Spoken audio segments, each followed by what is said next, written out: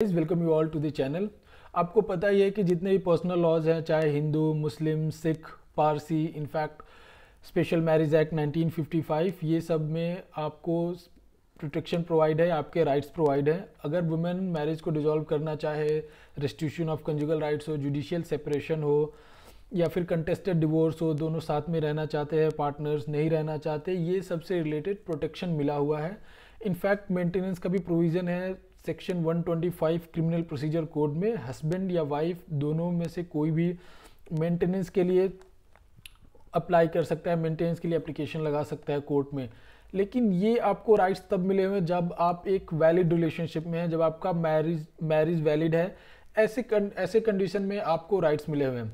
But उनका क्या जो विदाउट शादी के साथ में रहते हैं, जो लिव इन रिलेशनशिप में रहते हैं, तो इस बारे में हम डिस्कस करेंगे आज, उनके प्रोटेक्शन, उनके राइट्स के बारे में। तो चलिए स्टार्ट करते हैं। ज़्यादातर प्रॉब्लम जो होता है लिव इन रिलेशनशिप में वो फीमेल को होता है, औरतों को होता है, वो है डोमेस्टिक वायलेंस से, डोमेस्टिक वायलेंस एक्ट से रिलेटेड है। स्टार्टिंग के 3-4 महीने तो अच्छे से निकल जाते हैं as a honeymoon period, but problem उसके बाद स्टार्ट होता है। उसके बाद क्लैशेज होना स्टार्ट हो जाते हैं, उसके बाद डिसएग्रीमेंट स्टार्ट हो जाता है। वो डिसएग्रीमेंट क्लैशेज में कब कन्वर्ट होता है मालूम ही नहीं चलता है। ऑब्वियसली लड़ाई झगड़ा होता है, लड़ाई झगड़ा होने के बाद फिजिकल वायलेंस, मेंटल क्रूएल्टी हो जाती है।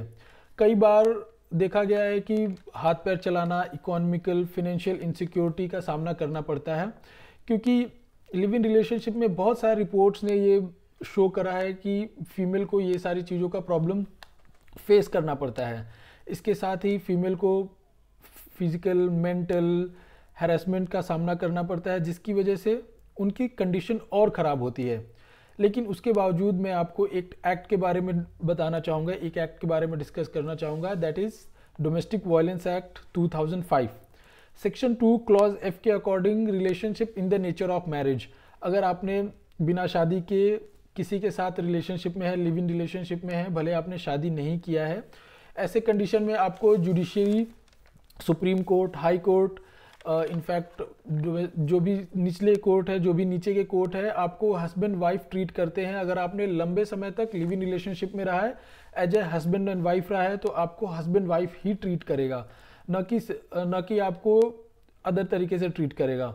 तो आपको जो भी लॉज हैं, जो भी रूल्स रेगुलेशन है, वो आप पे भी एप्लीकेबल होगा। तो इस कंडीशन में domestic violence act 2005 section 2F के कैटेगरी में आप आ जाते हैं। अगर आप लंबे समय तक लिव इन रिलेशनशिप में हैं, और आप कंपनसेशन के लिए भी अप्लाई कर सकते हैं। अगर आपके साथ मेंटल क्रूएल्टी, फिजिकल हैरेसमेंट, ये सारी चीज़ें अगर आपने फेस करा है, तो इसके खिलाफ आप डोमेस्टिक वायलेंस एक्ट 2005 के कानून का यूज़ कर सकते हैं। अब हम बच्चों की बात कर लेते हैं। जो बच्चे लिव इन रिलेशनशिप में होते हैं वो अवैध नहीं होते, वो लेजिटिमेट होते हैं, क्योंकि ऑब्वियसली जब दो लोग साथ में रहते हैं, एक घर शेयर करते हैं, एक बेडरूम शेयर करते हैं, तो उनमें फिजिकल रिलेशनशिप, सेक्सुअल इंटरकोर्स हो सकता है, और ऐसे में बच्चे भी हो सकते हैं। तो वो बच्चों के क्या राइट्स है, तो बच्चे will be treated as legitimate. बच्चे अवैध नहीं होते, बच्चे हमेशा लेजिटिमेट होते हैं। बच्चे लेजिटिमेट ट्रीट करता है in the eyes of law, they are legitimate. और बच्चों को वो सारे राइट्स मिलते हैं जो जनरली शादी के बाद बच्चे पैदा होते हैं, उनको जो राइट्स मिलता है, कानूनी अधिकार मिलता है, वो सारे राइट्स जो लिव इन रिलेशनशिप में होने के बाद जो बच्चे पैदा होते हैं उनको मिलते हैं। आप लिव इन रिलेशनशिप में होने के बाद आप अडॉप्शन नहीं कर सकते, क्योंकि कारा गाइडलाइंस के हिसाब से, नियम कानून के हिसाब से आप बच्चे अडॉप्ट नहीं कर सकते। तो क्लियर तरीके से आपको समझा दूं कि लिव इन रिलेशनशिप में जो बच्चे पैदा होते हैं, लिव इन रिलेशनशिप में अगर दो पार्टनर हैं, जो अगर बच्चे पैदा हो रहे हैं, तो वो बच्चे लेजिटिमेट हैं, अवैध नहीं होते।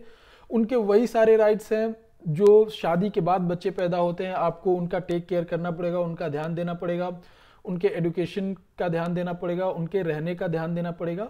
ये सारे राइट्स बच्चों को प्रोवाइडेड है ऑलरेडी, और बच्चे लेजिटिमेट ही रहेंगे। बट आप अडॉप्ट नहीं कर सकते। कारा का गाइडलाइंस के हिसाब से आप बच्चे अडॉप्ट नहीं कर सकते। लिव इन रिलेशनशिप में जो पार्टनर है उसको बहुत प्रॉब्लम होगी अगर वो बच्चे अडॉप्ट करना चाहे तो, और कर भी नहीं पाएंगे, क्योंकि कारा गाइडलाइंस लिव इन रिलेशनशिप में रहने वाले पार्टनर्स को अलाउ नहीं करता है बच्चे अडॉप्ट करने के। तो ये था आपके अधिकार से रिलेटेड। अगर आप लिव इन रिलेशनशिप में रहते हैं तो आपको क्या फेस करना पड़ सकता है, और क्या आपको मेंटली उस चीज़ों के लिए प्रिपेयर रहना चाहिए अगर इन केस होता है तो।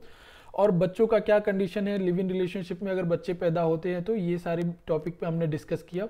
तो अगर आपको इससे रिलेटेड कोई भी डाउट हो तो आप कमेंट सेक्शन में पूछ सकते हैं। प्लीज़ वीडियो को लाइक और शेयर करना ना भूलें and please subscribe the channel. Thank you.